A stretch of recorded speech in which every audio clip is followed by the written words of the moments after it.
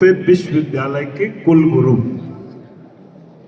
आदरणीय परम सम्मानीय डॉक्टर यादव साहब, वास्तव में यह अतीब प्रसन्नता का दिन है कि जब से गुना विश्वविद्यालय बना, डॉक्टर यादव साहब का नाम अखबारों के माध्यम से और मित्र मंडली के द्वारा कई बार सुनने को मिला। क्यों? क्योंकि क्रिया गतिशील हो, लक्ष्य शुभ हो, प्रयास सघन हो, क्रिया गतिशील हो तो मंजिल चरण चूमती है।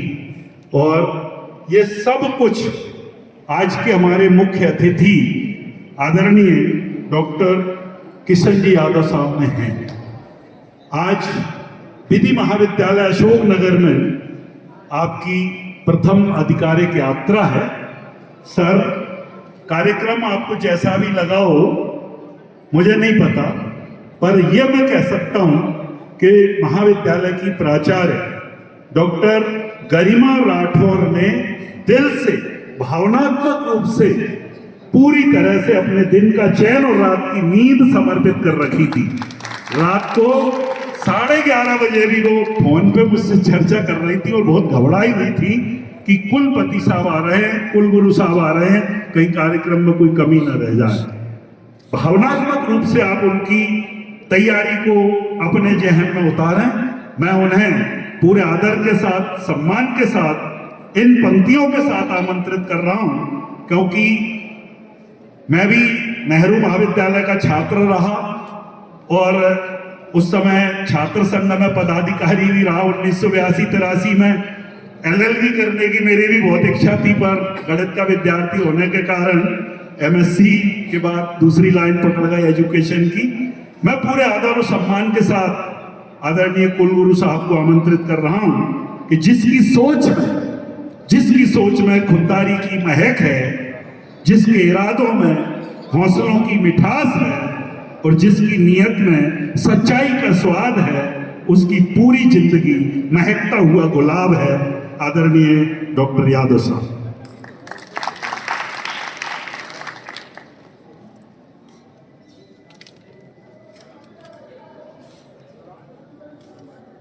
आज शासकीय विधि महाविद्यालय अशोकनगर में संविधान दिवस, राष्ट्रीय कानून दिवस पर आप सभी लोगों को मंगल कामनाएं।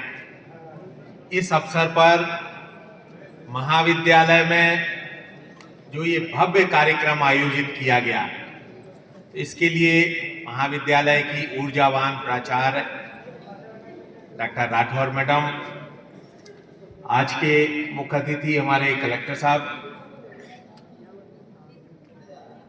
विशिष्ट अतिथि के रूप में श्री उपदेश राठौर जी, सम्मानीय चंद्रशेखर साहू जी, मुख्य वक्ता श्री दिग्विजय सिंह जी जो शिवपुरी से आए हुए हैं, और हमारे सम्मानीय अतिथि डॉक्टर रेणु राजेश मैडम, श्री महेंद्र भारद्वाज जी, महाविद्यालय के सम्मानित शिक्षक साथी, नगर के गणमान्य नागरिक, मेरे बहादुर बच्चे, बहादुर NCC के बच्चे, हमारा PI स्टाफ, पूरा महाविद्यालय परिवार, आप सभी लोगों को संविधान दिवस की पुनः शुभकामनाएं। देखिए, आज जब हम आपके महाविद्यालय में आए तो वाकई बहुत अच्छा लगा हमें, और एक अच्छी फैक्ट्री जानी जाती है उसके उत्पादन से, और एक अच्छे शिक्षण संस्थान जाने जाते हैं वहां से निकलने वाले बच्चों से। हमारे यहाँ से कैसे बच्चे निकल रहे हैं, पास आउट कैसे हो रहे हैं। तो अभी तो ये हमारे बहुत छोटे छोटे बच्चे बैठे हुए हैं जो हमारे महाविद्यालय के इनरोल्ड बच्चे हैं, उनसे भी मेरी भेंट हुई, आज सारे बच्चों से मुलाकात हुई। देखिए, संविधान दिवस के बारे में जानने से पहले आपको पता होना चाहिए संविधान क्या है। आज हम बहुत ज्यादा नहीं बोलेंगे क्योंकि बहुत ज्यादा अभी हम देख रहे थे, हम किसी दिन एक अलग से आएंगे और उस पर क्लास भी करेंगे। शासन संचालित करने वाले नियमों को संविधान कहते हैं। संविधान सभ्य समाज की पहली पहचान है। संविधान सभ्य समाज की पहली पहचान है। जो समाज में रहता है वो सभ्य व्यक्ति है, और जो जंगलों में रहता है तो आप कहते हैं या तो वो राक्षस होगा, या दानव होगा, या डकैत होगा। तो वो संवैधानिक व्यक्ति, उसे हम लोग नहीं मानते। संवैधानिक व्यक्ति हम किसे मानते? जो समाज में रह रहा है। तो सभ्य समाज की पहली पहचान हमारा संविधान है। आप कभी कल्पना करिए कि संविधान जब बन रहा था तो इसके बारे में अभी जब आप और अध्ययन करने लगेंगे, जब समझ में आ जाएगा, जब आप इस लाइन को सुन लेंगे तब आपको समझ में आ जाएगा। हम लाए हैं किस्ती को तूफान से निकालकर। संविधान का निर्माण और संविधान दोनों ही चीजें एक बहुत दुर्लभ चीज है, बहुत कठिनाइयों के बाद हम लोगों को प्राप्त हुई हैं। तो हम भारतीयों को, हम लोगों को संविधान का महत्व जरूर जानना चाहिए।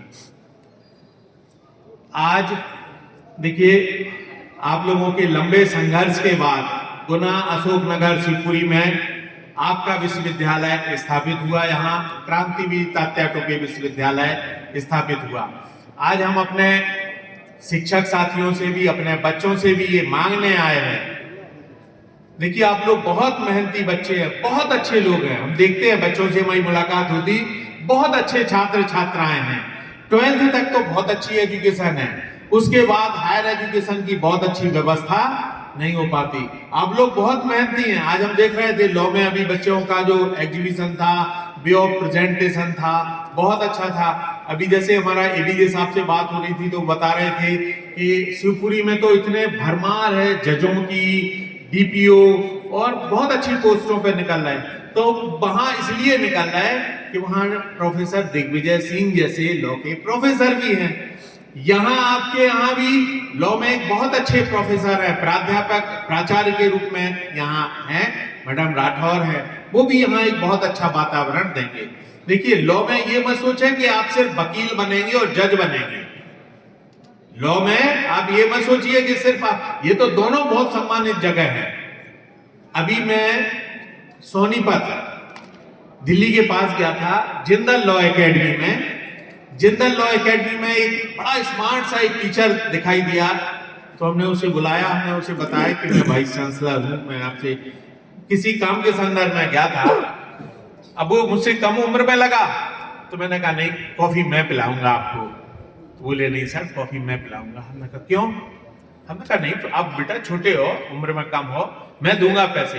तो बोले सर आप बुरा मत मानना, जितना आप 12 महीने में कमाते उतना हम 1 महीने में कमाते। हमने कहा बेटा तुम हो कहां पर काम कर रहे? तो बोले हमने लॉ जिंदल एकेडमी से काम करके इस समय एट प्रेजेंट यूएस में काम कर रहा हूं मैं। मतलब जितना हम 12 महीने में कमा रहे वो 1 महीने में कमा रहा।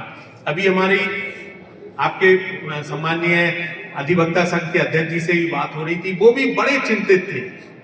अकेले में हमसे बोले कि नहीं बीसी साहब, कुछ ऐसा हो जाए कि हमसे अच्छे हमारे बच्चे हो जाएंगे। वकील भी बहुत अच्छे होने लगे। आपको बता दें, वकील तो आप छोटा मोटा पद नहीं समझें। वकील तो वो होता है जो जिसने अगर आपको आश्वासन दे दिया तो वो हर स्थिति में आपको विजय दिलाएगा। वो अध्ययन करेगा और अपने बहस के द्वारा वो आपको एक पोजीशन, आपको विजय दिलाएगा। तो आप लोगों की तो एक अलग स्थिति है।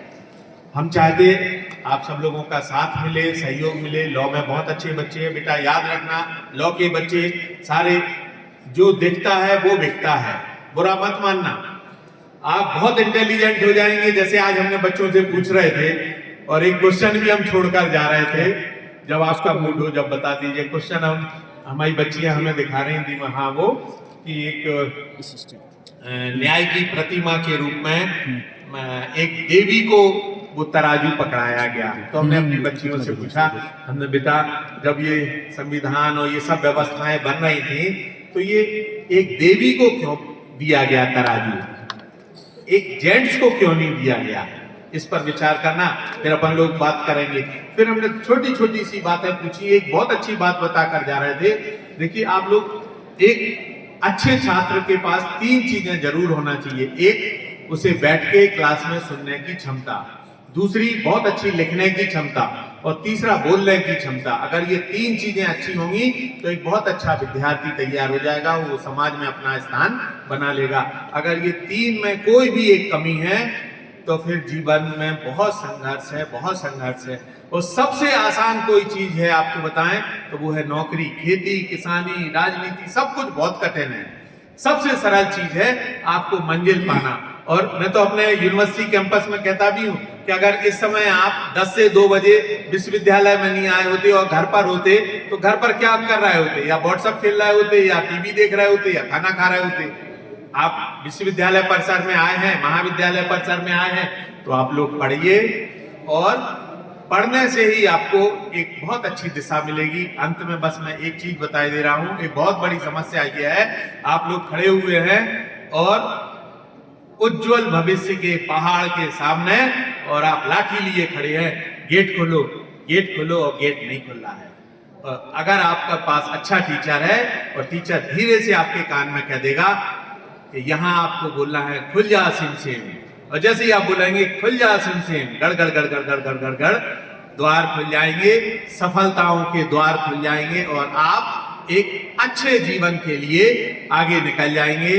ध्यान रखिए, जीवन में राम बनना बहुत कठिन है, रावण बनना बहुत आसान है, गलत आदमी बनना बहुत आसान है, एक अच्छा आदमी बनना बहुत कठिन काम है। लेकिन हमें बहुत उम्मीद है आप लोगों से, ये बहुत ऊर्जावान भूमि है, अशोकनगर की भूमि बहुत ऊर्जावान भूमि है। और यहाँ आज हम जब बच्चों से बात कर रहे थे तो हमें लग रहा था कि अब शिवपुरी और पूरे मध्य प्रदेश में अगर लॉ में कहीं बच्चे दिखाई देने वाले हैं प्रतियोगी परीक्षाओं में और सारी परीक्षाओं में, तो वो हमारे यहाँ पर लॉ कॉलेज के बच्चे होंगे, हमारे ये बच्चे होंगे। बहुत उम्मीदें हैं कि मध्य प्रदेश में और देश की उच्चतम परीक्षाओं में आप लोग अपना स्थान बनाइए, महाविद्यालय और विश्वविद्यालय का नाम रोशन करिए। बहुत बहुत धन्यवाद, बहुत बहुत धन्यवाद।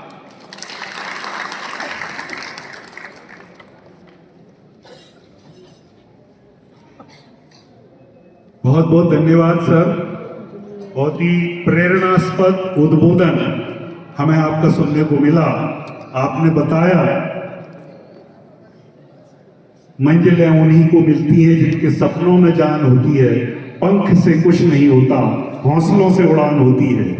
आपने उद्बोधन में हमें संदेश दिया कि गतिशील करो चरणों को, मंजिल पास नहीं है, काल चक्र गतिमान किसी का दास नहीं है, और जीवन की हर सांस सार्थक कर डालो तुम, सांसों पर पल भर का भी विश्वास करो।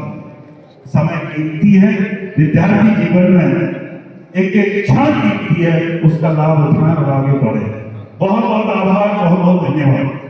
और मैं पुरस्कार वितरण के लिए आप आमंत्रित कर रहा हूं जिन्होंने मॉडल बनाया। अभी सर ने जब मुख्य द्वार से प्रवेश किया तो जो लाके स्टूडेंट थे उन्होंने अपनी प्रदर्शनी लगाई हुई है, एग्जीबिशन, उसको देखते हुए और बच्चों से चर्चा करते हुए आप आगे बढ़े और मंच तक आए। तो टॉप 5 मॉडल जो हैं उन बच्चों को मैं मंच पर आमंत्रित कर